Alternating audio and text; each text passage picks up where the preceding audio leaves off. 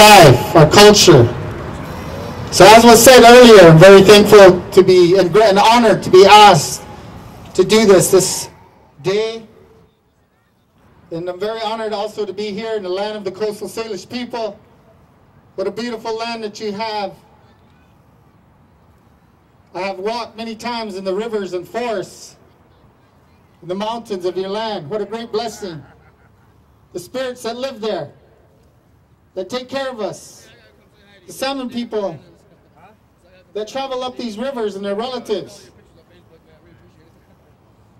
When I see them, I ask them for their strength, that I, as humankind, might be able, through all odds, through all adversity,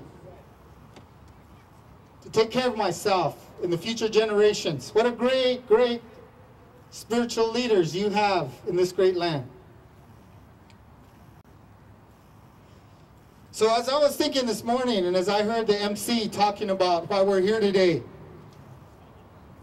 for peace and for justice and harmony, the song that comes to mind to me is a song that was composed by a man from the Lakota people. His name is Howard Badhand. And he composed this song to tell the story of the people at Big Mountain. Many of you have heard of that story. And he came to my father and I at our home in Cortez, Colorado. He said, I composed this song in the language of my Lakota people, but I'm going to gift it to the Navajo people. So I want to translate the words into Dene. So the first half of this song will be in Lakota, the second half is in Dene. But it's a very wonderful song. As it goes, it says, Tunkashila Yapi. Techa, Nawich Asia now. Grandfather, I stand here. I stand here with adversity before me. Unchimaka, Nawich Asia now. Grandmother Earth, I have stood with her. I have stood in defense of her. He says, I do this so that peace may be restored to the land. And then the second half, it has the same words in Dene language. In the very end of the song, it uses our Dene prayer, which says, Hojon Nahastli. To our Navajo people, the word Hojon means beauty, harmony. Everything is in proper place. Everything is in alignment. Nahastli means it is happening. It is returning. Harmony, beauty, happiness is coming upon us again. So with this, I'll open with this song.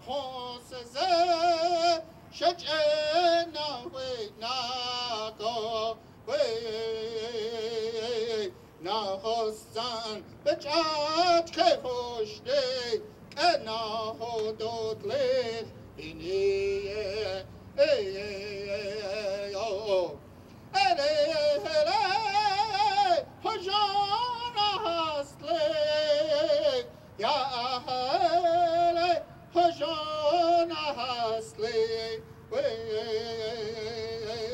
we aya, hojona hasle, hojona hasle, oh, aha, aha.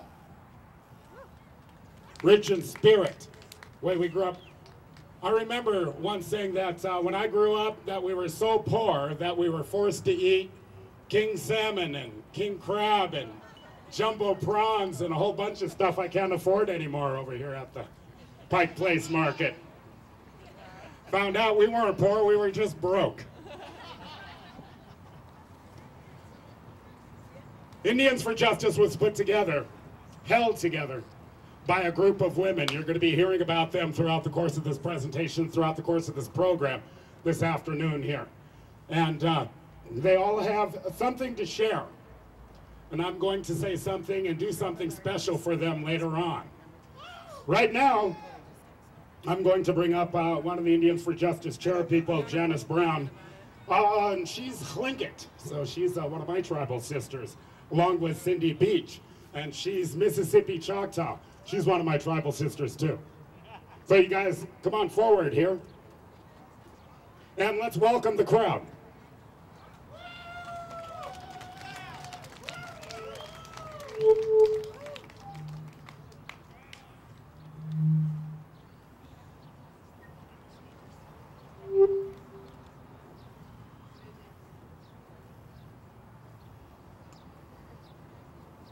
Can everybody hear me? My name is Janice Brown. I'm Tlingit. I am the chairperson of Indians for Justice. You know, the important thing is that when I first heard about the incident, August 30th, 2010, I felt compelled to be a part of the community. I wanted to be a part and let the voice be heard. I am tired of being stepped on by Seattle Police Department. You know, I'm really grateful to be here. I'm honored to be here with the women here. They've been the backbone of this. They put a lot of hours into this. I'm really proud to say that they're a part of this group. They are kick-ass women. But the whole point is that I started going to the inquest and I started listening. I wanted results. I wanted to hear that the Department of Justice is going to hear us. You know, it's important for us to stand together as a Native community, actually the people of color. I'm really proud to be a part of this group. Sheesh.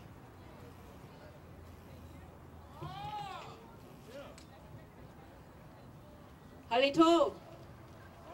Chibatukma. Sa Chief Voyet Cindy Beach Lamar.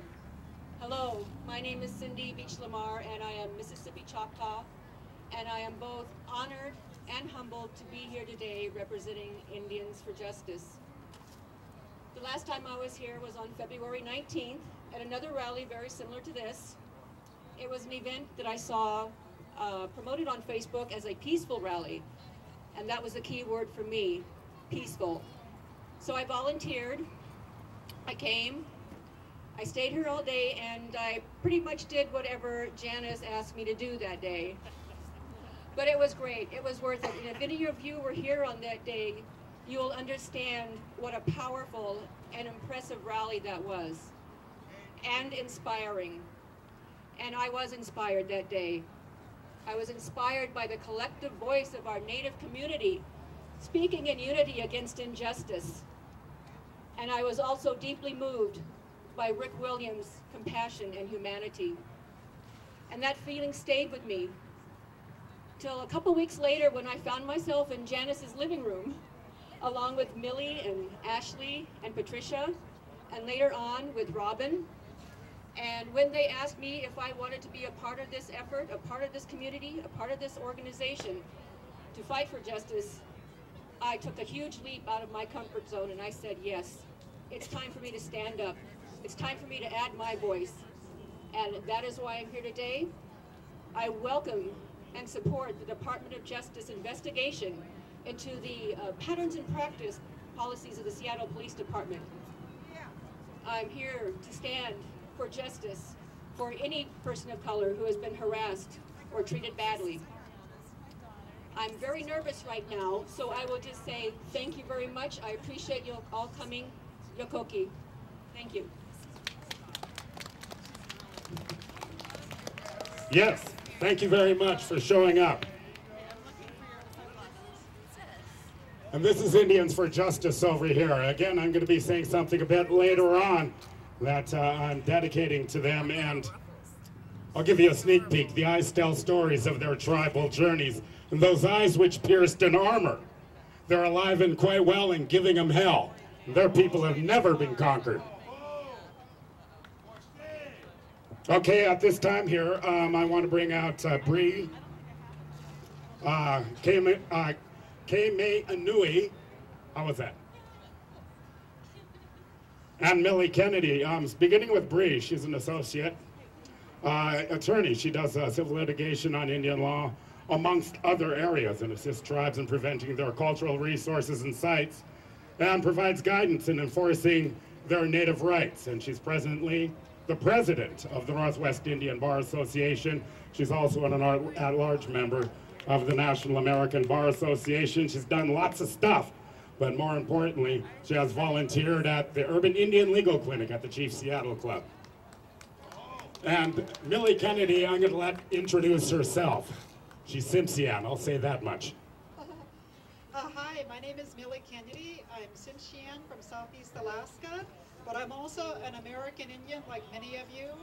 I am an Alaska Native, an American Indian, and my tribe migrated from Canada over 110 years ago, so my ancestors are First Nations from Canada. I'm standing here in my individual capacity where I wear 3 hats, but before I move forward, I want to introduce myself in my official capacity, and I want to disclaim that I'm not standing here in that capacity. I am the statewide Native American Advocacy Coordinator for the Northwest Justice Project. The Northwest Justice Project provides free civil legal aid to people who cannot afford a lawyer. Because Native Americans weren't accessing these services culturally and appropriately, the Northwest Justice Project created my position. And I keep ending up in these jobs where I'm the first one to have a particular position. So my title is Statewide Native American Advocacy Coordinator. What that essentially means is that we work with the Access to Justice Coalition to try our best to make sure that American Indians, whether they're from the reservations or they're urban, have access to justice. I wear 3 other hats. First and foremost, I am the co-chair of Indians for Justice. And we'll talk a little bit later about how that evolved and the people who participated in the February 19th Peaceful Rally for Justice, which was a reactive rally. Today we have a proactive rally where we're supporting the Departments of Justice moving forward with this investigation, and Jay Hollingsworth is going to be talking about that in a minute. But I'm also a very proud member of the Northwest Indian Bar Association along with Bree. She's our president. I'm a very proud member of the Washington State Bar Association Indian Law Section, and I'm a female Native American attorney, and I'm very proud of that. We're all warriors fighting for justice. Okay, why are Bree and I standing here right now? It's because Indian attorneys stepped in. Reservation attorneys who are not Indians stepped in. They decided that American Indians everywhere needed to have a voice on this shooting death that took place on August 30th, 2010. So what did we do as the Indian Bar? We decided that one of our colleagues who has about 30 years experience working with Indian reservations, I don't believe I'm at liberty to mention his name at the moment, But he said, why don't we have a tribal resolution to give tribes a right to speak out on this injustice that has taken place? What is a resolution? A tribal resolution is a resolution on the way in which tribes make a statement, or they have an opinion, or it might be the way they enact an ordinance. Because tribes are sovereigns in the United States of America, they have the right to make their own law. So a reservation attorney, whose name I will not mention at the moment until he says it's okay, developed this tribal resolution. We sent the tribal resolution out to most of the tribes in Washington on Wednesday. We're going to do follow-up on that, but it's our desire to have this resolution signed by each and every tribe, not only throughout the state, but in Canada, in the United States, to sign off on this resolution that justice for the late John T. Williams has not been served. I'm going to turn it over to Bree, and she's going to explain what's in the resolution. Bree? Good afternoon. My name is Bree Halani Kamei-Inouye Ramirez. I'm the president of the Northwest Indian Bar Association, and I'm honored to be here this afternoon to talk about the resolution that the Northwest Indian Bar Association has signed and has encouraged, along with the Washington State Bar Association Indian Law Section and Indians for Justice, that all tribes sign in support of the U.S. Department of Justice investigation into the Seattle Police Department. So what we have asked that people sign in this resolution is in support of the investigation that Jay Hollingsworth will talk about in a little bit more detail about what exactly the Department of Justice is looking into. And just to give some of the highlights of what the resolution is, here are some of the pieces. Whereas John T. Williams was a talented Dididat First Nations carver who for many years endured the significant challenges facing homeless Native people in Seattle. And whereas the Seattle Police Department Firearms Review Board concluded that Officer Burke's use of deadly force against John T. Williams was unjustified, and as a review board spokesperson stated, it was the most egregious failings he has ever noted. And despite the documented facts and findings related to the shooting indicated that John T. Williams had committed no crime and was not a threat to the officer or to others, the King County prosecutor has refused to press charges to hold the officer accountable for the killing. Whereas as a result of these serious incidents, the U.S. Department of Justice has opened a federal civil rights pattern and practice investigation into the Seattle Police Department, and a separate criminal investigation into the shooting specifically of John T. Williams. So, be it resolved by the Northwest Indian Bar Association, by local tribes, by Indians for Justice, that we strongly support the United States Justice Department's criminal and civil rights investigation into the shooting of John T. Williams by Seattle police officers, and a civil investigation into the patterns and practices of the Seattle Police Department. We ask that everybody support the U.S. Department of Justice in their investigation into the patterns and practices of the Seattle Police Department. If you have questions as to how you can contribute your stories to those incidents that help report back to the Department of Justice, please find one of us. We have information at a table up there. If you have anything to talk about with us, we can refer you to the Department of Justice as well. Thank you. I would like to acknowledge our brothers and sisters from New Mexico and Old Mexico, the people who make up American Indians throughout the American continent. Mahalo! Goodish cheese. Okay, elaborating on what she's talking about over here at the table, for anybody who has suffered abuse at the hands of the Seattle Police Department, they have a survey. They're taking testimony. Make your way over to the table there. What this is all about is the Department of Justice investigation on the Seattle Police Department. The timing of this just isn't arbitrary. We're doing this because right now the Department of Justice is looking in to the behavior of the Seattle Police Department. We know. Right now, the person who's been more so in the middle of this whirlwind and this tornado and hasn't really had that much of an opportunity to hold and to grieve and to let go of his brother, because everybody out here seems to want a piece of all of this, but has managed by his own actions, by example, to be the calm over this storm since this past fall. What's happening with the media and the press and the people and the different groups and the organizations.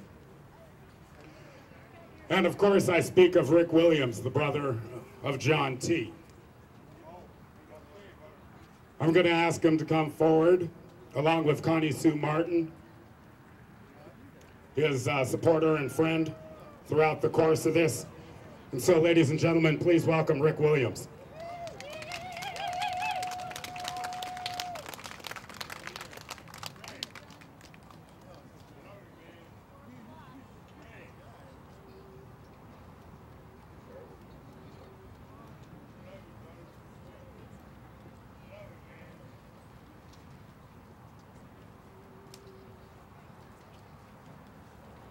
I've been standing in this calm storm, looking around, listening, watching. I hear y'all talking. Everybody here has rights here. These people, the union, the guild, whatever you want to call them, they're supposed to be working for us, not protecting Sherburne themselves.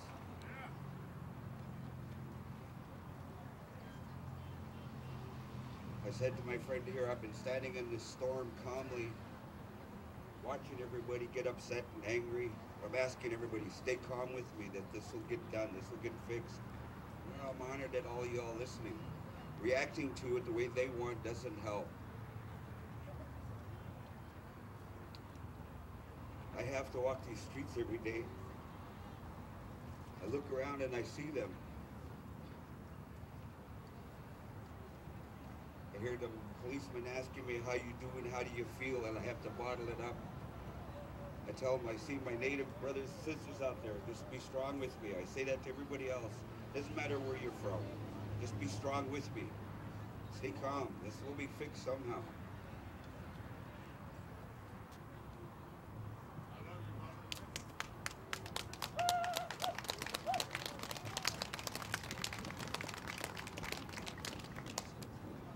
My name is Danny Martin. I lived in Hawaii for the better part of 30 years. I grew up there. Culturally diverse environment. Many different cultures live together there. Yes, sir. The Justice Department is looking into the case of John T. Williams. We've been looking for justice. The Seattle Police Department, the prosecuting attorney's office. We still don't feel like there's been justice. A lot of people say justice, but it's not just us, it's justice. And to really have justice, we have to know that the people looking into this case aren't just more like the officer that didn't really know John, didn't know his culture, didn't know anything about him, and I'm willing to guess was probably just a little afraid of him because of that ignorance. A lot of that fear that we feel in our society and our culture as we're walking around is just ignorance. We haven't spent any time getting to know each other. Where I grew up, we got to know each other. It's a little island in the middle of the ocean. We couldn't run away. We had to face our differences. So I'm asking the Justice Department of the United States of America to put themselves in the family of John's shoes. Step into Rick's shoes, a brother, an artist, a troubled person, a homeless person. We have them in every family in America. we should hope for justice for John, because justice for John would suit everyone equally. Because as it says, justice for all, not just for us. Thank you.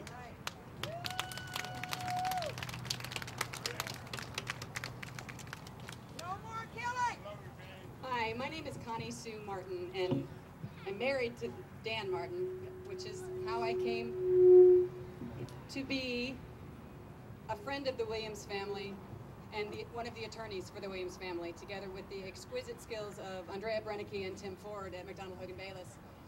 And as an attorney for Rick in this process, and the family and the estate, I've had a lot of opportunities to ask myself what justice means. And I would encourage each of you to think about what justice means for you. And I'm guessing since you're here, you're thinking that what Indians for Justice is doing means justice to you. And I would encourage you to continue to work for justice for John and for the community. But I'm also here to make a pitch for the John T. Williams Memorial Totem Pole Project. Because in the days after John's death, thinking about how to honor him and how we could educate the ignorant, the people who didn't recognize that a man, a native man with a knife, carving a piece of wood on the streets of Seattle is as much a piece of the fabric of this city as anything is. And to think that that was something unusual or a threat, so much that you pull up with your police car and you stop and you get out and you confront him, is ignorance. The first piece of public art in this city in the 1890s was a totem pole. If you look at the Space Needle, what does it remind you of? A totem pole. There have been carvers and totem poles and masks and drummers and weavers and singers in this city since before there were white people here, and there will be long after the white people are gone. The John T. Williams Memorial Totem Pole Project, since March 15th, has been carving a memorial to John at the Seattle Center. It has been visited by hundreds of people from around the country and around the world. They follow us on the Facebook page. They support the efforts of Rick and Danny and Dennis, where's Dennis? And a dedicated team of carvers and supporters. And I ask you to follow them and support them. And when we're finished with the project, to come and watch it be raised in John's memory to honor him. We got singers coming from all over to help sing Bless the Song, Totem, as it's going up from all 4 points here. I said I'll show you who my heart, my family.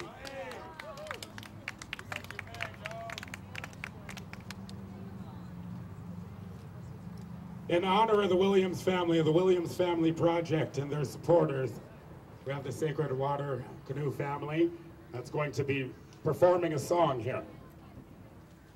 If you have a drum, go ahead and play along, or else just clap your hands.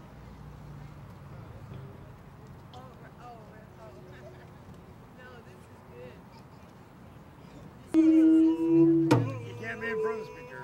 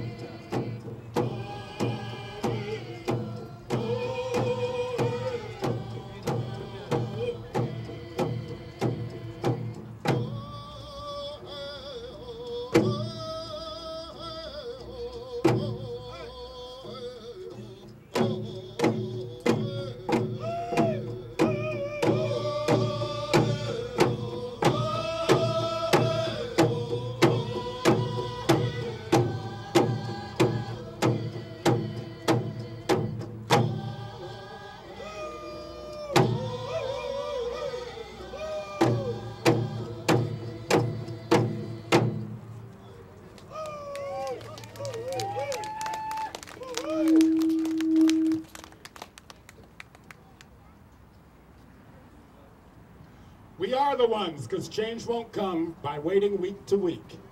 We are the door we're waiting for. We are the change we seek. That's correct.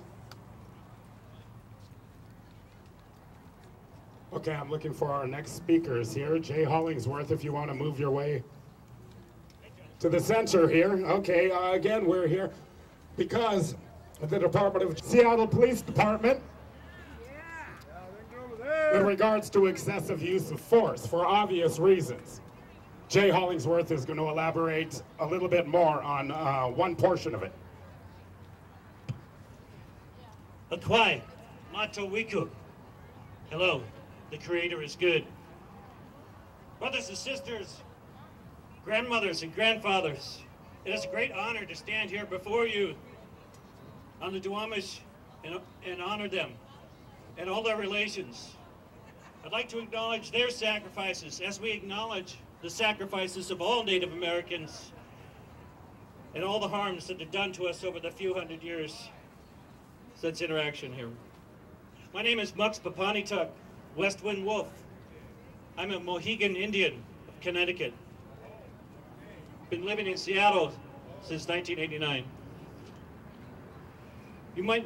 My English name is Jay Hollingsworth, and you may know me as the co-chair of the John T. Williams Organizing Committee. Now, just so you know, I have permission from my friend, Rick Williams, to carry that name. And our efforts to seek justice for him and his family. And we're going to do so until those efforts are exhausted. That is why we are here today, to seek justice. So I have a question for you. Has justice been served? No! Has there been any justice for the late John T. Williams? No! Has Rick and his family seen any justice? No! No! We come here today joined for a common purpose and a common spirit. We ask that we all set aside any harms that we have done to one another and to forgive all that can be forgiven and forget what can't. Because there is a far greater force that affects us, all of us, that keeps us suppressed and downtrodden. That force is the perpetual oppression of those who would only live for personal gain and disregard humanity and the creation. They do not share power. They live only to serve their selfish god, money. They do not apply their laws to themselves. Justice does not apply to them. Those with power to take a life at their own discretion are not subject to prosecution the same as we are. What they always seek to do is to divide us, to pit us against one another. They want us to fight over their leavings, their scraps, so that we forget to look up to see who has taken the most. I see you. Their other tool to divide us is to bring us into their circle just far enough so that they can control us. They give us just enough to lure us into debt and servitude. We have to keep our jobs because we have bills to pay. We like to have nice things and wear nice clothes, but at what cost? Our freedom. Our soul. Our soul. Thank you. This is our current condition. This force is a basis for what they call historical trauma caused by the atrocities against American Indians since 1495.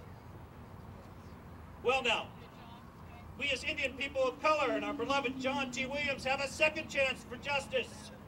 The United States Department of Justice has 2 investigations going on now. We must and we can help them make their case. The broad civil rights case being investigated is against the Seattle Police. It is called a pattern in practice by using excessive force and discriminatory policing. We must prove a pattern of practice of misconduct so that the Department of Justice, who has the authority to seek remedies and enforce changes on the SBD tactics and trainings, will do just that. So we implore all of you to tell your story of abuse or any aggressive or hurtful encounter with the Seattle police officer. Anything that has happened over the last 2 or 3 years no matter how small, if you felt threatened by the Seattle Police Department without cause, if you think you were singled out because of your skin color or lifestyle, any discrimination at all, please report it. The organizations and participants of this event are here to offer their help and assist you to do that in any way. I will personally pick you up and drive you to the Department of Justice so you can file your complaint. We have cards of information over here at the information booth for anyone who seeks that information, and please do come forward and stake your claim. Help us. Help our brother. The second investigation, in which we are very interested in, is the criminal investigation that looks into the shooting of death of our brother, the late John T. Williams. Under the United States Bill of Rights, everyone has a fundamental right to life. The 14th Amendment guarantees us in the Constitution, where Section 1 states, all persons born or naturalized in the United States and subject to the jurisdiction thereof are citizens of the United States and are part of that state within they reside. No state shall make and force any law which shall abridge the privileges or immunities of citizens of the United States, nor shall that state deprive any person of life, liberty, or property without due process of law, nor deny to any person within its jurisdiction the equal protection of those laws. I had to write that down so I could read it to you. So the Department of Justice is looking into whether Ian Burke, by his own hands, with intent to kill, violated John's fundamental liberty, his right to life. This is the most egregious civil rights violation by an official, and we have the right to be free of those acts. Such violence for which we are targeted because of race, color, religion, national origin, gender, sexual orientation, or disability. The federal law makes it a crime for public officials, including federal, state, and local police officers acting under the color of law, to willfully violate another person's constitution or federally protected rights, which include the fundamental liberty, right to life, and the right to be free of unjustified physical assaults. So let me put those last three things together. A local police officer, as an agent of the state, cannot deprive any person of life. They cannot physically assault you without justification and be on duty at the time. Was our brother unjustifiably assaulted? Yeah. Yes. He was murdered, and completely without cause. The SPD's own Firearm Review Board ruled the shooting to be unjustified. John's civil right to live was taken away from him with intent by Officer Burke to kill him. Ex-Officer Burke, oh yeah, he quit before he could be fired. I believe he quit to avoid disciplinary action by the Washington State Police Training Commission. They have no rules to decertify him as a police officer because he no longer works as a police officer. Burke used or blamed his training for some of the failures on the witness stand at the inquest. I think the Training Commission should take offense to that. The inquest itself only being that it is for the Seattle Police Department's due process. It only serves them. It certainly did not serve our family here. It is billed as his full disclosure of all the facts. It is far from it. The jury was not allowed to hear the facts that the preliminary report from the Seattle Firearms Review Board ruled the shooting to be unjustified. They didn't hear that John was partially deaf. They weren't allowed to hear that a native woodcarver living in Seattle can often be seen carrying an open pocket knife and a piece of wood while walking down the street. It is their habit, without thought, to close their knife when they turn their focus away from the carving. The spirit of the woodcarver would leave them if they were used their sacred tools as a weapon.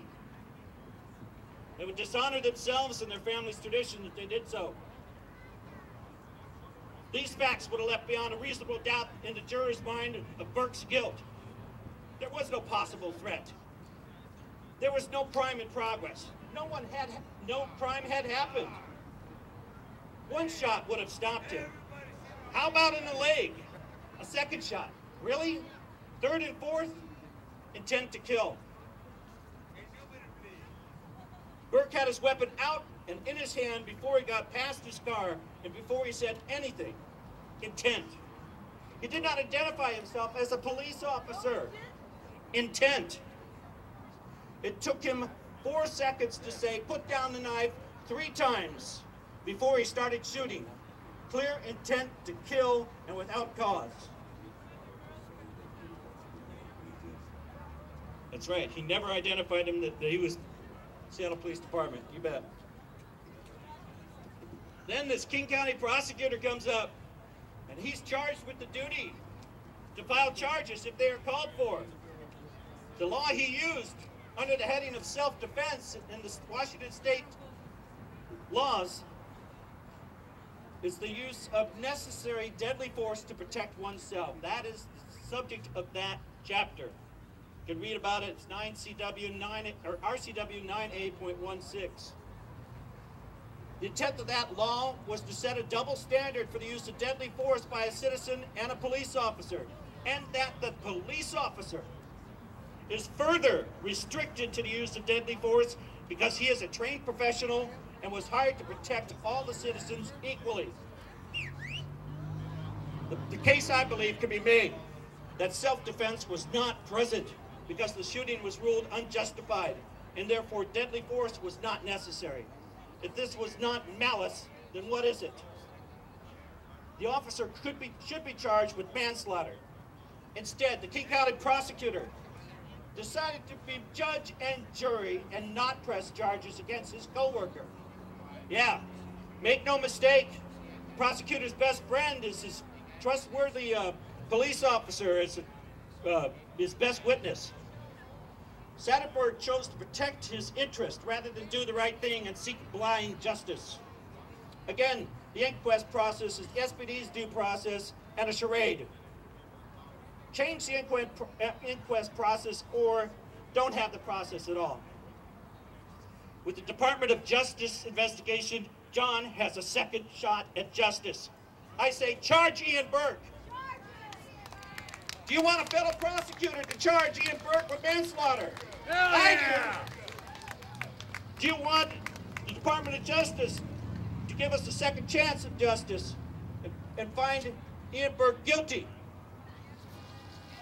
Do you want Ian Burke in jail? I do. Well, let's get to work, people, and speak out. Find people who can testify and tell their story of abuse. Anyone who knows anyone who had any encounter with Seattle Police Department, get them to tell their story. We have the information here to get you direct contact with the Department of Justice. They're setting up 3 town hall type, well, not town hall types, but private meetings where you can go and be interviewed by the attorney of the Seattle Department of Justice. So remember, with the death of the late John T. Williams, we have joined a community of other minorities who have suffered a long time as well. Let us remember our brothers and sisters from Mexico and Central and South America, our African American brothers and sisters, the poor and the homeless, the elderly. All have suffered at the hands of the power elite. Many of them every year are shot and killed by police. Many of them make up the majority of the population who are in the jails. Brothers and sisters, we cannot win this fight by ourselves. Let us combine our voices, and we will become a power of humanity that will overwhelm them. Stand up. They will have their reckoning. They will have to comply to our demands for justice, and we demand justice now. Let's hear from you. Justice now. Justice now. Justice now. Kaputnik. Thank you. My name is James Bible. I'm president of the Seattle King County branch of the NAACP and legal redress for the NAACP for the states of Alaska, Oregon, and Washington. And I know many of you here today, and I gotta frankly say that many of you don't often see me in what I generally wear. when I'm not at work. And what I can tell you as well is when I wear this stuff that I generally wear when I'm not at work, I am far more subject to profiling than when I have my suit and my tie. I'm far more likely to be thrown up against a wall, accused of being a gang member. If my hands move too quickly, I might get shot.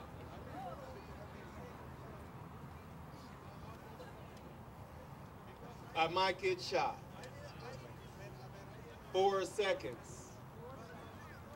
Sometimes less. And a day like this, a beautiful Seattle day where the sky is blue, we're all out at a park and it's sunny, and behind me is a totem pole and to the left of me is a totem pole. If I close my eyes, I think I might be able to see John Williams somewhere in the grass, carving something for somebody so that they remember this special moment and this special day. I think that if I close my eyes, I might see the indigenous people that helped those that came to this land and couldn't survive on their own to move forward.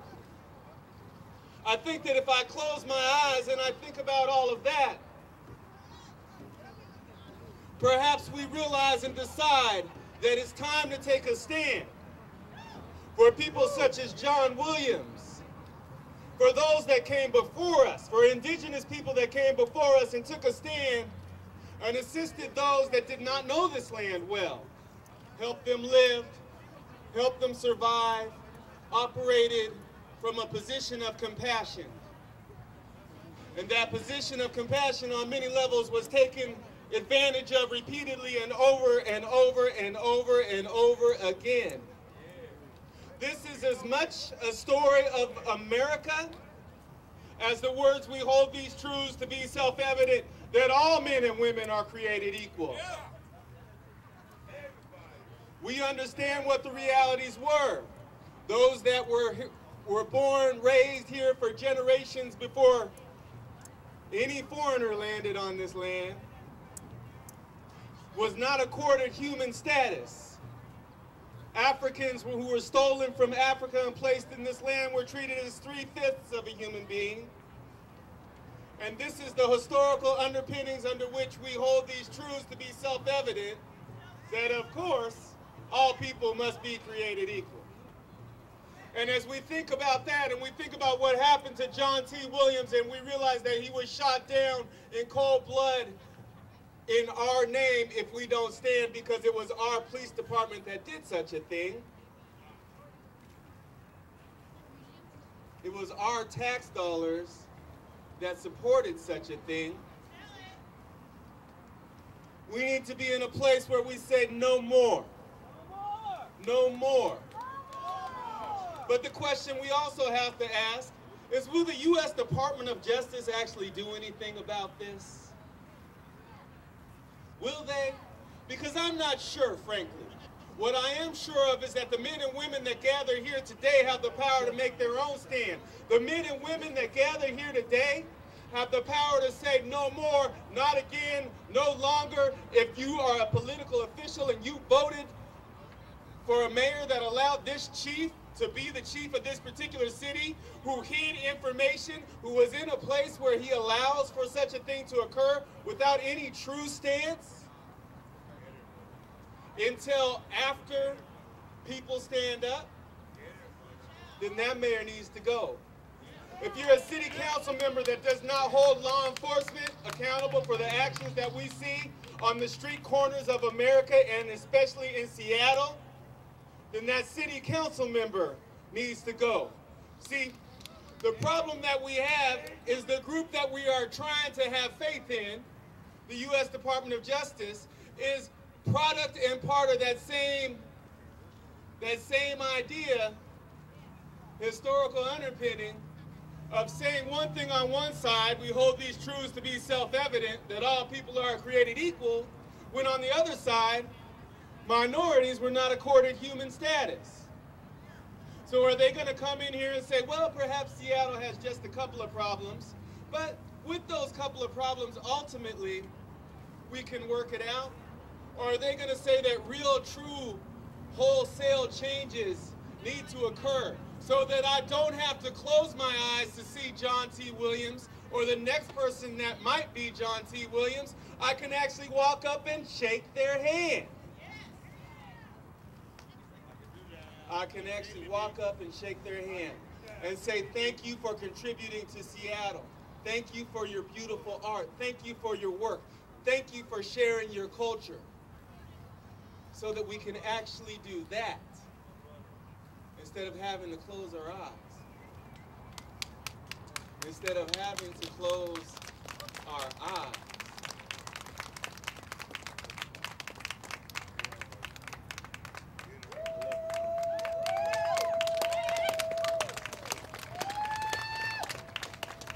This is our future.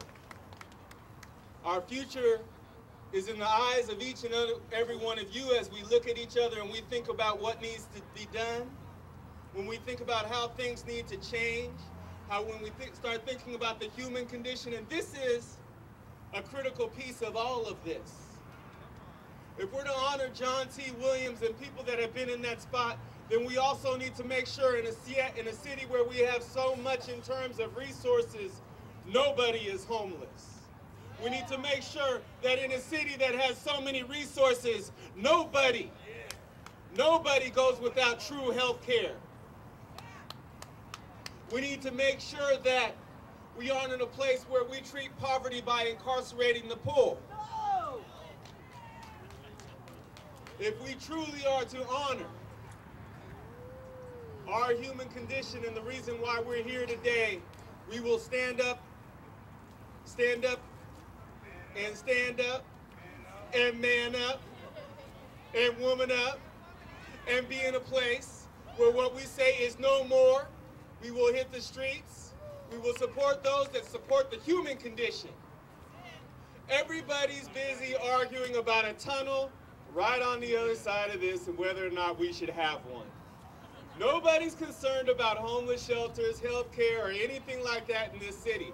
Everybody's worried about how many billions and millions or whatever we can spend on a tunnel right over there. So if we turn around and we look at the people that live all up there, they can see clearly the ocean or the sound and the mountains and not have any concern about the rest of us. And maybe they don't have to hear the sound. If we're real quiet, we actually hear cars driving by. Maybe they won't have to hear that either. They will try to bankrupt our entire city and not support the human condition in relation to that. And that's where our problems come. Because somewhere along the line, we decided that people's money was more important than human beings. And that's in part why John T. Williams got shot in that street. That's part. Because somebody didn't see him as a human being. When you really break it down, there you go. There you go. So the moment is now. The time is now. We can't back down. We all have to stand, and it's not just about the U.S. Department of Justice. Sure, complain to them. Sure, put it all in their face. Sure, make sure they know what happens here so that they can't say, we didn't know of the injustices that occur in this city. But make sure that you take it on your own to make sure that there are changes here in Seattle. Because injustice anywhere truly is a threat to justice everywhere. Martin Luther King Jr. said that. And yes, all men and women are created equal. And make that something that's real. Make that something more than something that's written just on pieces of paper. The only way we move through this is together. We are unjustified. We stand with you. Thank you all for coming. The human race. And we were there and proud to share. This is a moment built on trust. And we now unfurl a whole new world because we're a whole new us. We're going to continue on down the program right now. We have Mono and Choi Numni. Please come up to the front here.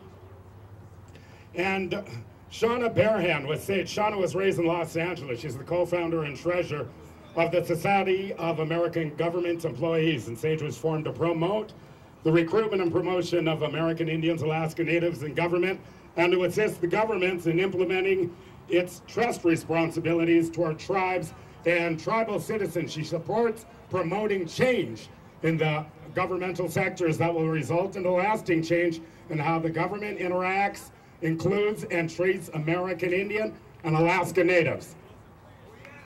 Woo! Thank you, thank you. Again, my name is Shana Greenberg-Barahan. I have with me my lovely daughter who is my podium. Again, I'm the treasurer and co-founder of the Society of American Indian Government Employees, and we support change from within. So we are angered by this situation, and we're so angry that we want to make change in the way the city conducts its business with diversity groups. First of all, I want to mention that there are business cards over there for those of you who may not want to be interviewed at this location for whatever reason. Go over there, pick up a Department of Justice card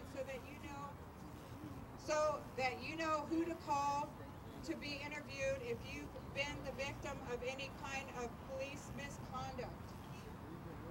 I want to thank Indians for Justice for including me in their program and all of the volunteers that are here. And everybody. And to Rick Williams, who I only recently met. Rick, he could have quietly walked away from these situations, but he chose to stay involved. Oh. He chose to stay involved. J.T. Williams was family. He was family in the Native sense because we are all family. I was not raised with him, but I do know what injustice looks like. I was raised in Los Angeles in an urban community like this. I remember the police pulling up, handcuffing friends, beating them, and letting them go. I remember watching police raid peaceful gatherings and being thrown around like a rag doll. Those days must end. Cooperation, understanding, and mutual respect must begin. The ACLU recommended what good city leadership is. And what they need is leadership, oversight, and training. And in that spirit, I'm making these recommendations to the city police force to implement now. The police must have tribal training. They need to learn about Indian people, the relationship, the history that has caused the years of mistrust between the Native community and the police. Better understanding always leads to better behavior. We need to recruit more Native police officers, people who understand people in our community, people who look like us, who can help their fellow officers understand the Native community. This recruitment needs to be done by a Native person, because too many times I've heard non-Indians say, I don't know where to find a Native person to be in the government, to be a lawyer. Well, we know where each other are. We need to tap into that pipeline of Native students. Just down the street, we have the Northwest Indian College. Those people all are available to take these government jobs. We need somebody out there recruiting them actively now. We need city participation in the Native community. Every police force gets federal funding for a community-oriented policing grant. They have federal funding. They need to be working with all of the diverse communities, not a select few. They need to be working with all of the Native communities. There should be cross-mentoring between Seattle Police and tribal police. These are all very low-cost, efficient solutions to this issue. Finally, well, not finally, but one of the finalies, they need to hire a tribal liaison in the mayor's office. Maybe if he had somebody to advise him, to talk to him about the Indian community, there would have been a better job done. Finally, the inquest process must be changed. The ACLU acknowledges that the inquest process has never resulted in a conviction in 30 years. Despite a gentleman being shot even on his couch as he watched TV. These things need to be changed. I thank you for your time.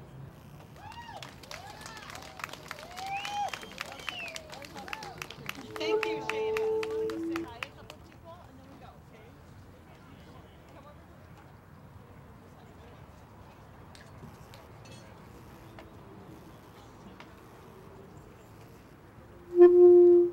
You're in front of the speaker.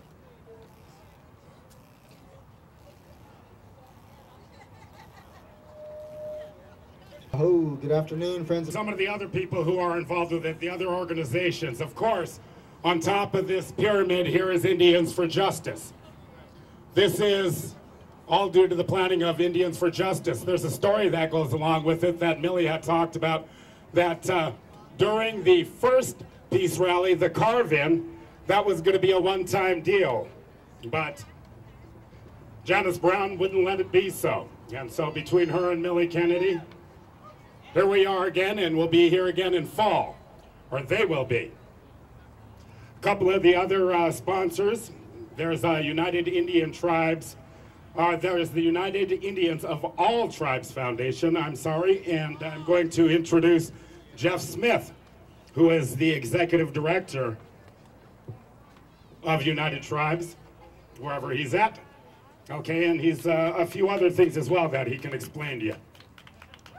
Good afternoon. All right, what a beautiful day. So I want to thank Indians for Justice for this peaceful rally for justice. And I want to thank them for allowing me to speak. My name is Jeff Smith. I'm a member of the Makah Indian Nation. I live here in Seattle.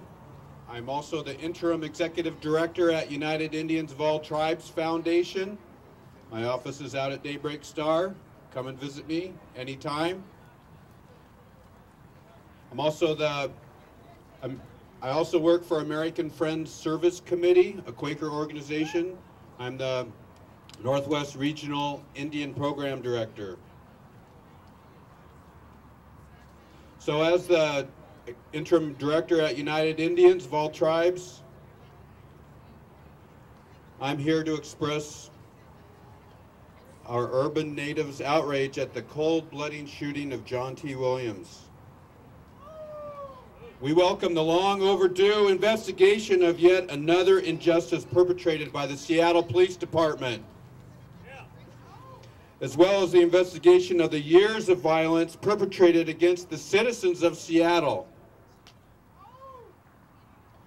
The culture of the Seattle Police Department, this culture of violence, must end.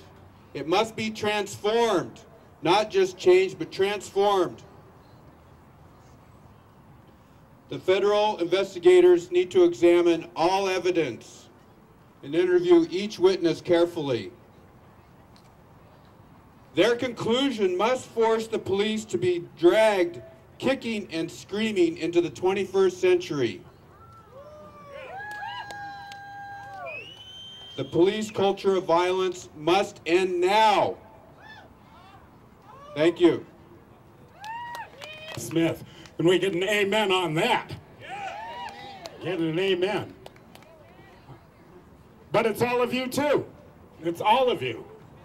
You got on board when the ship set sail. And you weren't just there, you grabbed an oar. You were there, this is your time. Remember this time.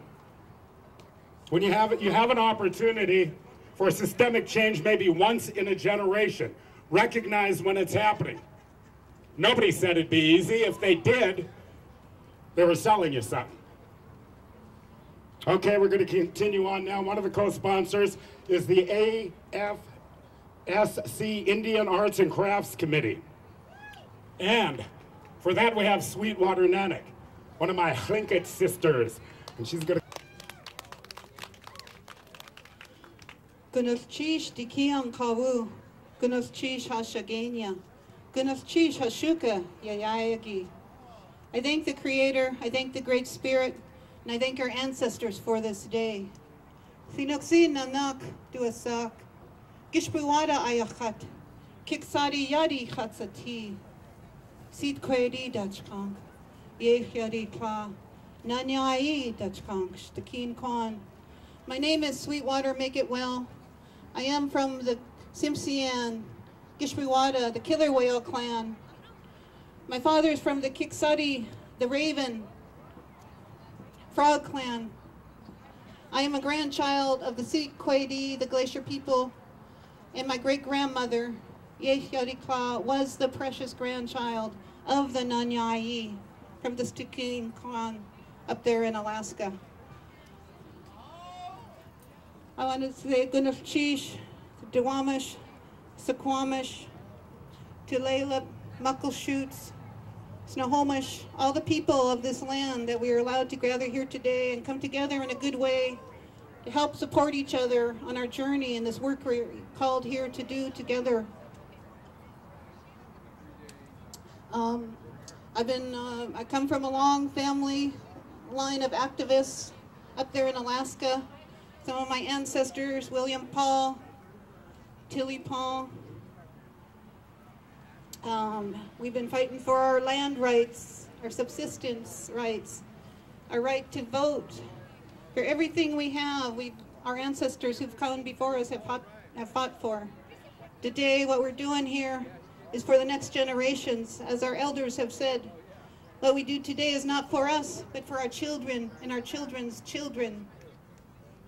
And so I started working on this here, Washington State Indian Arts and Crafts Act. There is a federal law that was established to protect, well, it was actually a truth in lending, truth in advertising law that was designed to protect consumers who are purchasing Native American art, because it is $1 billion a year industry in the United States and thousands of dollars each year in the state of Washington that is being, there's mass-produced counterfeit Native American art. You can see them at powwows. You can see them. How many have you seen the dream catchers made in Taiwan or China? Or how many have you seen non-natives claiming to be native to sell their art? How many, you come down here to these galleries, and how many are those actually authentic, made by Native American artists? So this is taking away from our people, from our culture. They're appropriating our culture and our ways to profit off of it. This is nothing new to us. But we do have a right to stand up for our people and for future generations to protect our authentic Native art and our culture. So all this does too is brings the value of our Native art down. Our artists are losing money because they're having to compete with foreign markets that are made cheaper elsewhere. Things that are not made from our people. There's no enforcement of it. There is a federal law, and the most they'll get is a scary letter telling them they're in violation of the federal act. This has happened down here in Seattle. Stonington Gallery, somebody turned them in because when you're selling Native art, you should be required to have a little tag that said who made that art, what tribe they are from. And so because of this law, somebody has turned in Stonington, and now they are required to comply with the law. And so why is this important for our people? Because we need our artists in there. We need our future generations, our people in there selling their art. This is how we make our living. This is how we support our families, our loved ones, and our dear ones. So I got a group of people here together, and they're here today. I'm going to call them up here. I see you out there because I'm not doing this on my own. I'm going to recruit some of you here today too.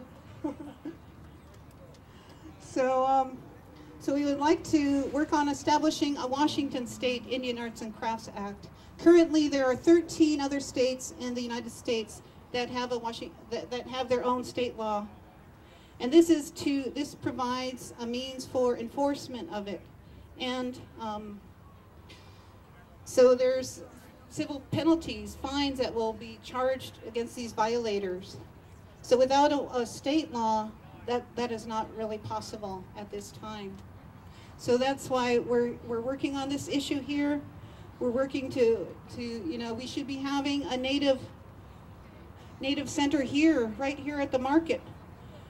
So future generations, our loved ones, our dear ones, our carvers, our artists can come down here and work on their art and share their culture and share their traditions and values with our visitors who come through this town.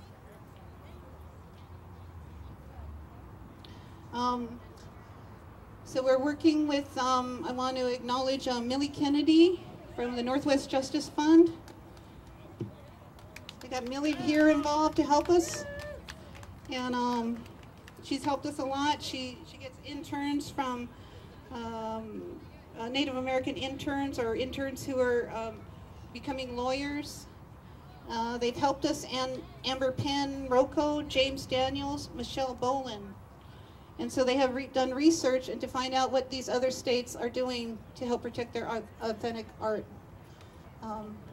And also, we submitted a proposal to Appleseed, which is a nonprofit organization that works with lawyers who will help us do this work pro bono. So we just submitted a proposal to them, and we hope that they will help us to research what the market is here in Washington, to see what is the damage that is being done for to our artists here because of this these non-native, foreign-made, counterfeit art that is sold here. We're going to ask them to help research and help also develop a tribal code to take to the states or to the tribes here in Washington so that they can develop their own codes to protect their own artists. And this law we're working on is to help all artists from all tribes. And so I hope that you can help stand with us and united when we continue this work here. We'll have petitions out. We'll be having doing a major outreach and campaign. We'll be outreaching to tribes here in the state of Washington. So I just thank you all for coming here today and help support one another. And thank you for all the good work that is being laid here, the foundation that is laid here to all our brothers and sisters here, our singers, our drummers, our speakers here, the work that we are doing. At this time, I also would like to acknowledge all our committee members. Jeff Smith here of the American Friends Service Committee, Millie Kennedy, Geraldine Welch sitting back there. I see Gary Stevens somewhere. Who are some other ones? Mary Lee, pardon? Mary Lee, Victor Fawcett, Adam John, and Ann Bates. So these people here are working hard for our children and for our artists. And I ask for your support and help too. Goodness, sheesh. Thank you so much. This poem here for you, written by John Perkins, regarding the death of J.T. Williams.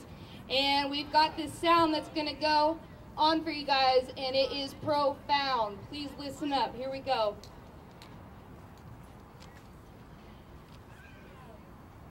A peaceful man with a knife in his hand and a piece of wood to carve. A man embraced by every race, just like his treasured art. It's crystal clear he wasn't feared while making that fatal walk. No imminent threat that we detect, except for one brave cop. Throughout John's life, he used his knife to work his wood by hand, while a good day's work for Officer Burke has killed this harmless man. His shouts came fast, as did the blasts that tore into Williams' chest. He crumbled down onto the ground, onto his final rest. No emergency call was made at all to try to save John's life, but help for the cop who fired the shots into the Carver's side.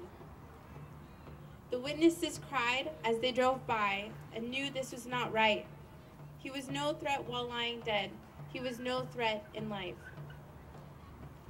And as we feared, the cop was cleared before the facts came out. A dangerous man with a blade in his hand attack a helpless cop? So be assured that the threat's been curbed. The hero himself is all right. The shooting was just, and don't you dare trust your deceitful and lying eyes. It wasn't fair play for Williams that day, or for those of the First Nations. With no day in court for Ian Burke's extended vacation pay. And the inquest phase should be put on stage as a Comedy Central act that says it's all right if you're not white to shoot you in the back. They never asked why he went after our guy. No reason, no backup, no taser. Like, stay where you are with your ass in the car and call for someone braver. For us to be shot without malice or thought is the true crime indeed. So please give us haters something to say. I'm somebody real at least. John carved out a life with a 3-inch knife. On cedar, on birch, on bone. That very same knife carved out his life. The life of one of our own. So those who carve or peacefully march, together we'll proudly stand. We'll carve it in stone. This is our home. This here is native land.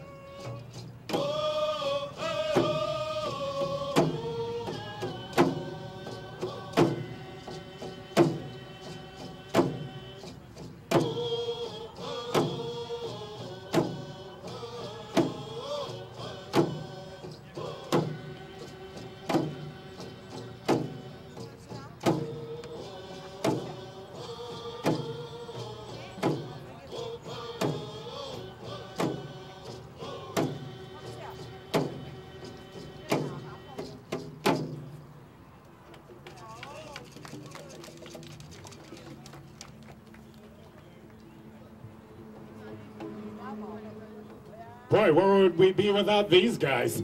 Woo. Playing the soundtrack. There are some people that stay in the shadows in Indian country, in the various organizations, Seattle Indian Health Board, the Chief Seattle Club, Indians for Justice, United Indians of All Tribes Foundation keeps them hidden somewhere. I believe that Abe Johnny is referred to as the backbone, the foundation for almost all these different movements that we have coming up. So I'm going to call Abe Johnny up here, introduce him, and also thank him. Abe Johnny, ladies and gentlemen, with United Indians of All Tribes Foundation.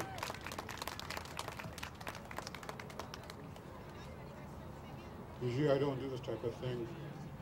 There's a lot of people that come before and talk, say a lot of things. But this is not about me. This is about the justice that's been done for all people, that we are minorities, things that happen. There is no justice for us.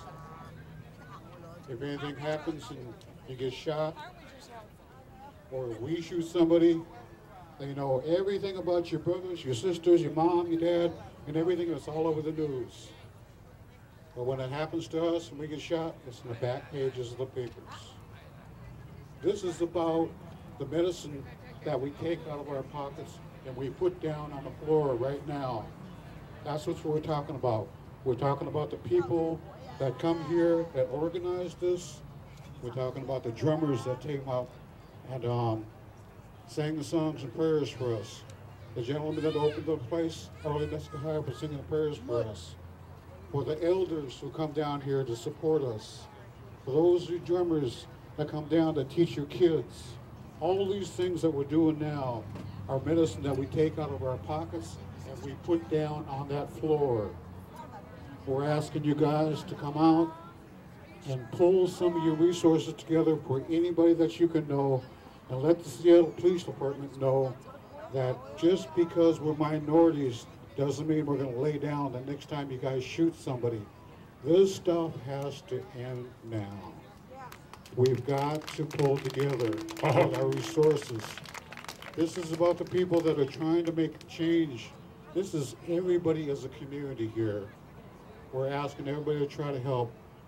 We can ask you on and on and on to do this, but once we put that medicine down on the floor, you either pick it up and walk away with it and make use of it, or you just walk away. There's no good or bad.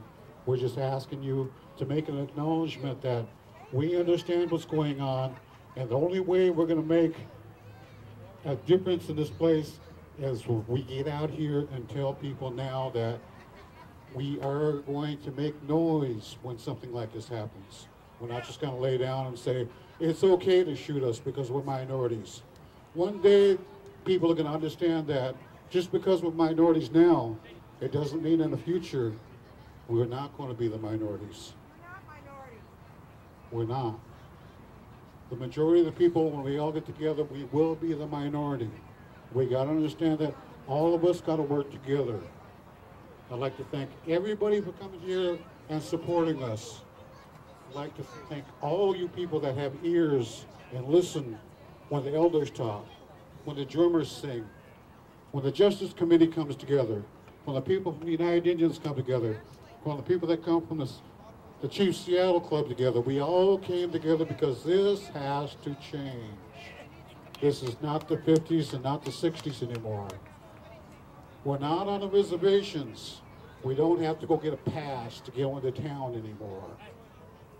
We don't have to be inside and back on the reservation when it gets dark anymore. Times change. It's time for the Seattle Police to understand that we're not back in the 30s and 40s anymore. This is not about me. This is about everybody that's trying to pull about a change. I won't take any more of you guys' time up.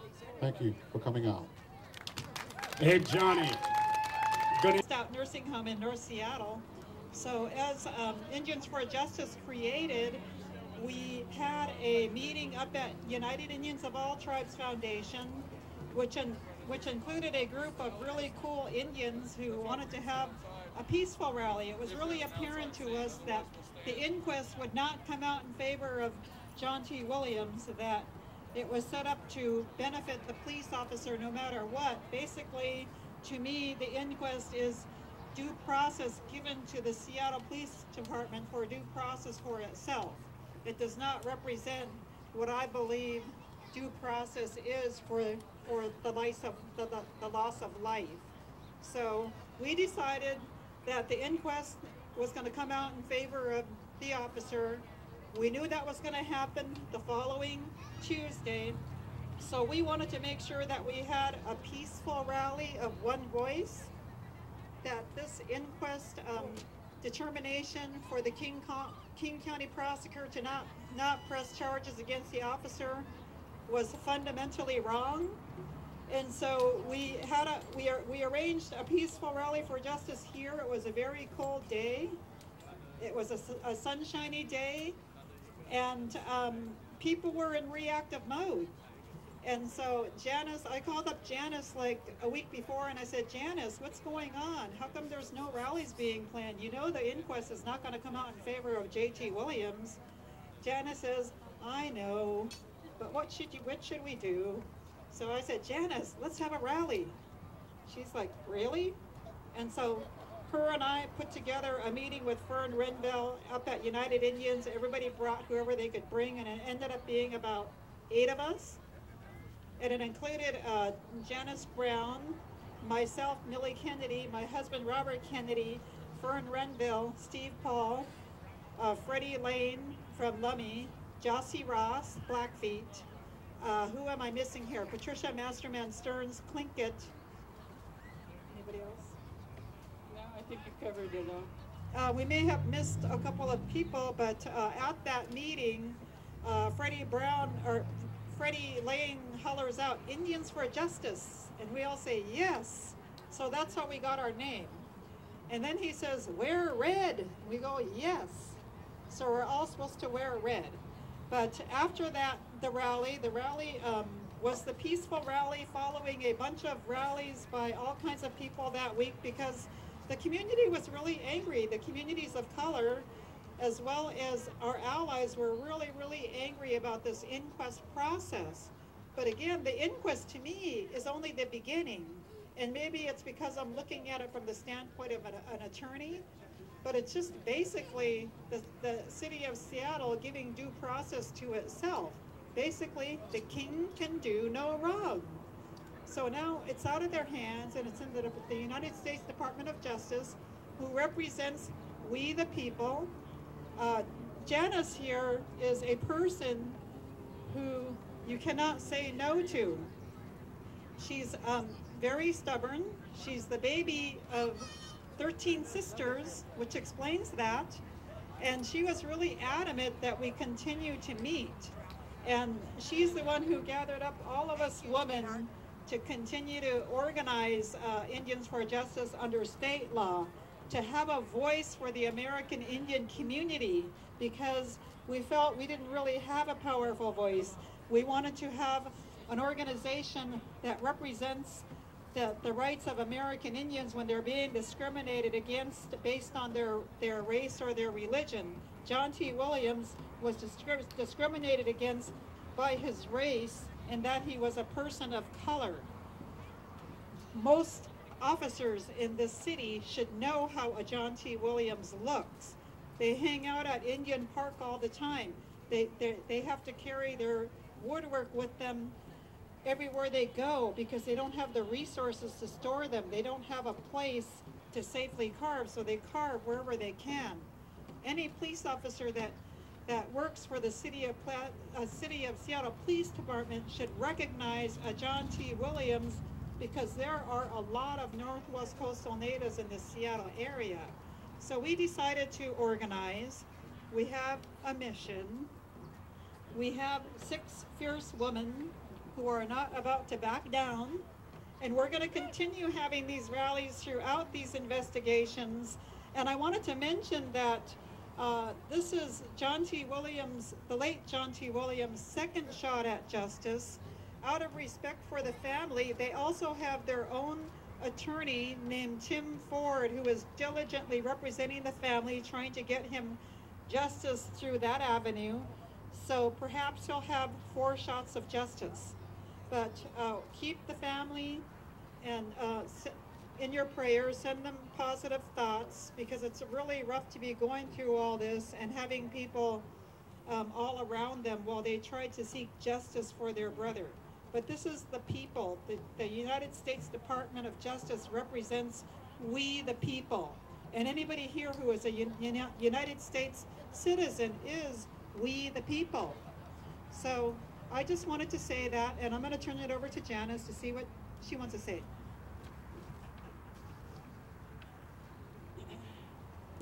I'm really honored that everyone is out here. I'm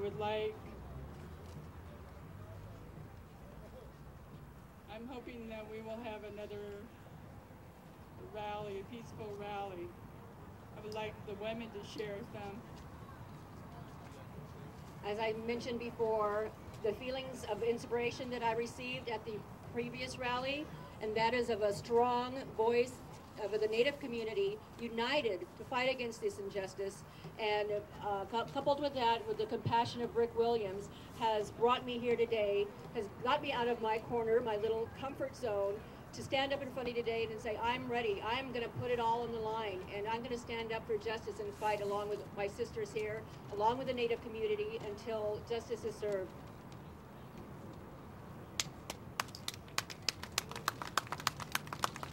I'm Patricia. I'm still a student. I'm pretty young, but this has inspired me a lot to get into helping my people, not just the indigenous people of the Northwest, but the indigenous people of all of the U.S. Because we just look at kind of as one face, one look, one image, one type of clothing, one whatever, and we come in very different shades and very different traditions. And it's just it's very important that we share that, and it's important that we support each other and that we just combine together and work together to create equality. And that's what really got me into Indians for Justice.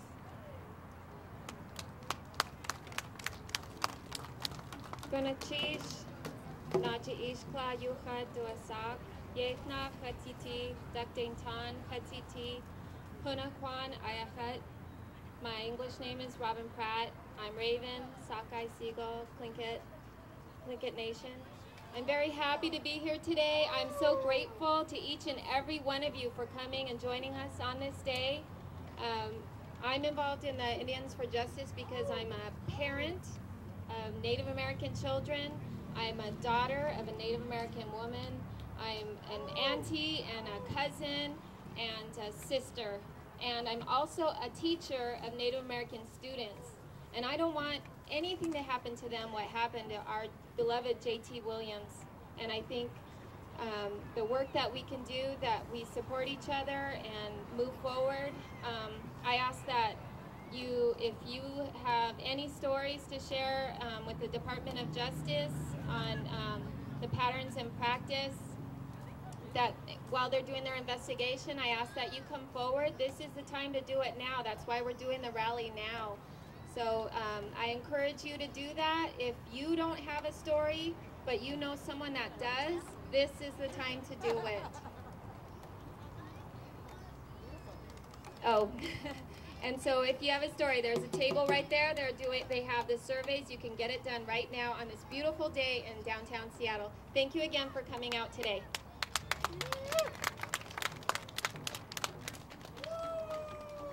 My name's Ashley Andalian. I'm Blackfeet, and I just want to tell you guys why I joined this group.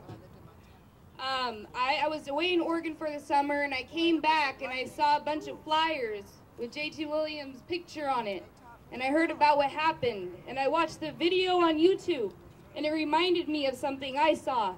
Now, a good friend of mine, I was down in Oregon going to school. He was a man of different religions. He was a suspect.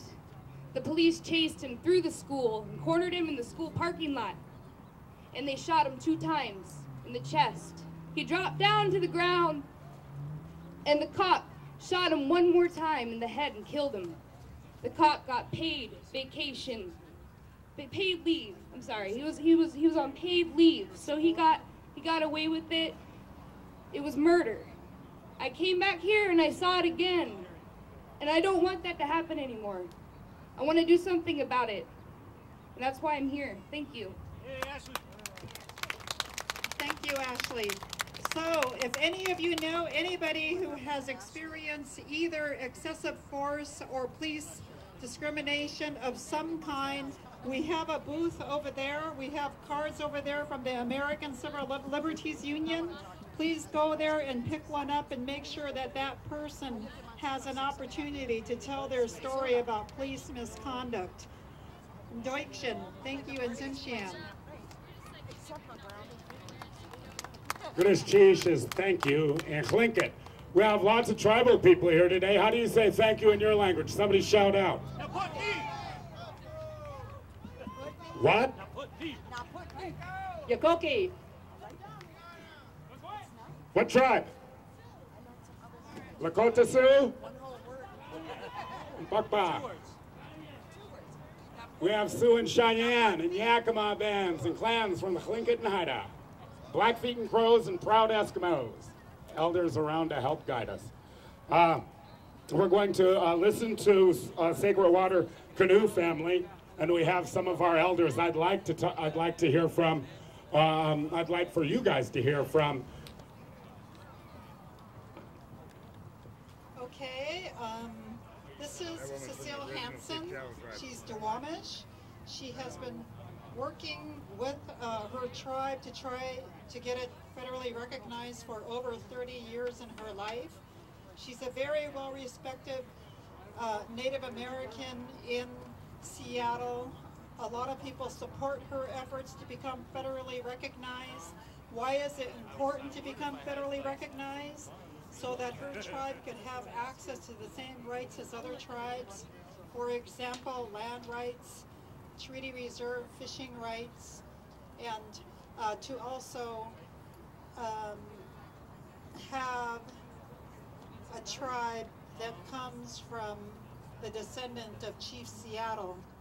It's with great honor I introduce to you Cecile Hansen, chair of the Duwamish tribe.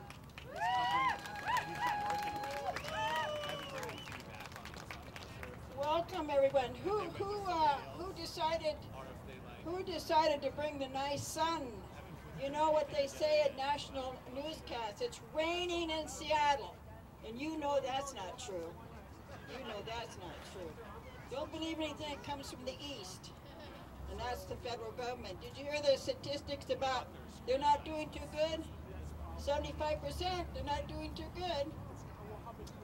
But that takes people like you, the community, to speak up about the wrongs that are going on, especially in Indian country. And it seems to me that all indigenous people should be acknowledged by the federal government. And why the people of Chief Seattle go without is really a tragedy too. So I'm here to support everybody on behalf of this gathering. We support a resolution, our tribe, but on the other hand, I would hope that everybody from the Seattle would support the Duwamish, the people inside. I've shared this many, many times that we get accused by really notable leaders in Indian country, and they said, well, they just want a casino. Look at this beautiful bay here. Closely, closely. I want a casino right in the middle there. You see, when Indian tribes sign treaties, there is no amendment to the treaties that says, oh, by the way, now this is 1850s. Did they say, now do you want a casino? You better answer yes or no. Well, the casino didn't come into effect until the middle 80s.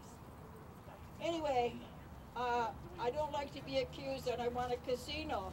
What I want to be accused of in our people is that we worked hard to correct the injustice for the Duwamish people. That's right. So but isn't this beautiful weather? We can't complain. We are truly blessed. It is, if anybody observes that, it's Holy Week, and what a fine day to come together to support a senseless tragedy that happened some time ago. I just ask that you step forward and share your support to what's going on. We don't have to be ugly about this. All we have to be is at peace and go for healing and resolution. Right, Millie? Right, Cecile. I mean, come on. I mean, we can be angry. Everybody's got that emotion, anger. But that's an emotion you can move on. You're going to be angry, but you're going to say, okay, now what can we do? We can do a lot of things. And if you care about your indigenous background, I'm sure there's injustice, but you have to work the system. And I hope that the months coming up that we can do some really good work and be united. And the peace is so important too. And don't be angry if you don't have to, especially this weekend. We must be at peace with ourselves and others. And anyway, as I was coming down here, I said, oh, I prayed for a parking spot. And I was chewing on my, oh, does anybody know Roger Fernandez? Yes. Well, he came over to our longhouse and he said, here, Cecile, I got you a present. And as I was coming down here, I was chewing on deer jerky. Isn't that nice? You could just chew on that, and it was so wonderful. I got energy to walk miles and miles to come here today. Anyway, thank you very much. I just wanted to share that we care what's going on, and let's all hang together, go for justice. Thank you. In Deutschen, Cecile. Cecile's tribe, as she mentioned, signed the tribal resolution that Bree Ramirez and I spoke about earlier. We have 3 other tribes that are in the process of running the resolution in their tribal councils in order to get the resolution passed. And the purpose, again, for those of you who were not here earlier, the resolution gives the tribes a chance to say that justice has not been served for the late John T. Williams. So we hope to get tribes across America signing those resolutions. And we hope that all of you will get involved. You could join Indians for Justice over at our table over there. You don't have to be Native American. It costs $5 for people who aren't working, or if they're low income, or they're students. But worker bees like me have to pay $25. So please visit our table and join Indians for Justice. We have a membership. Apart and aside from that, on our further table, we are doing surveys on police misconduct so that people who either know somebody who's experienced excessive force or police discrimination of some sign, please go to our table over there and do one of our surveys, or grab a survey for somebody, as well as the card put out by the ACLU. Thank you.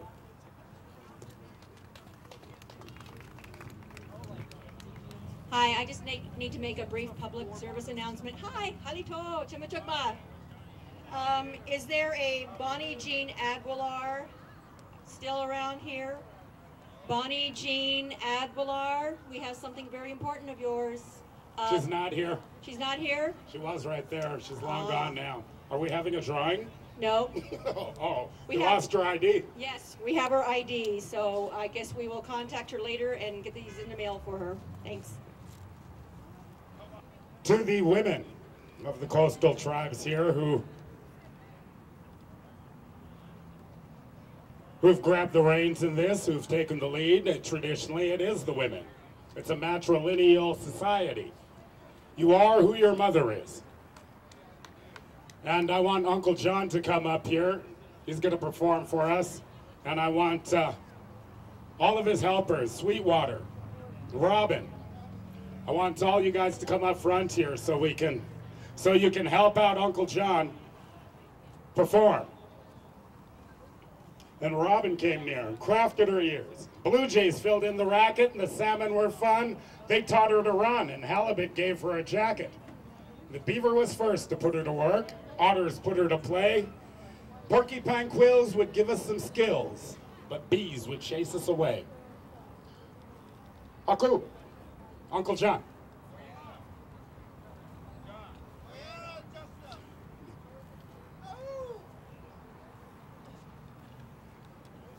Okay, go ahead and introduce your song, and I want Sweetwater to hold the microphone.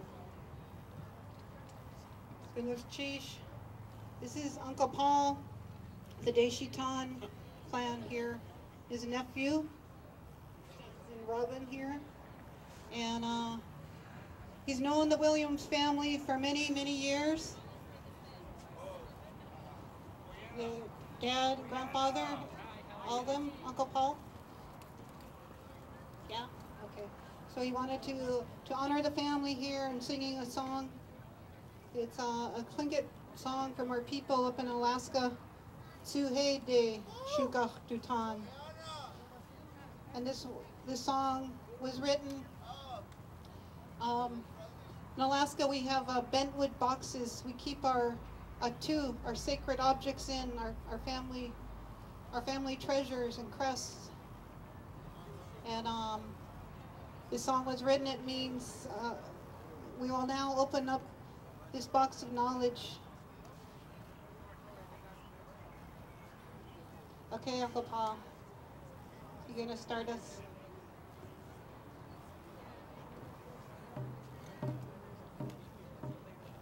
Shaheba, Shaka, Shadana,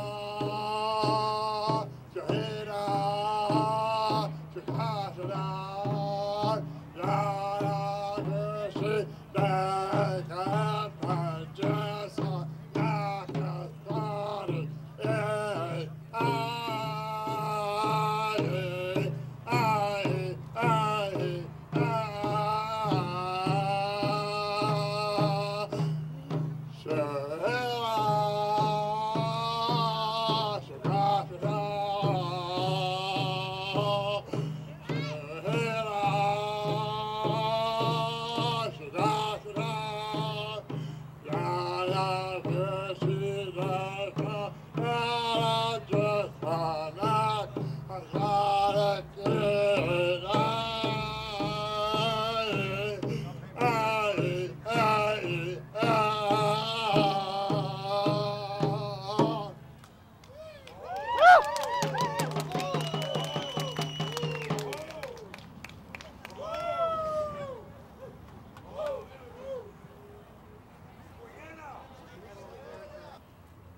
is from the Copper River people, and the song we traded with our people up in Alaska when we came on a canoe to visit our relatives in different places for a potlatch. We'd sing this song. It's called an outside song. We would sing outside so they would acknowledge us. And what it means is there's no mountain too high, no water too wide for us to come visit our loved ones. So I just want to acknowledge and thank each and every one of you today from wherever you have come to be here, that we can gather here together in such a beautiful day in Seattle. And thank you for sharing from your heart, for helping lift each other up in a good way.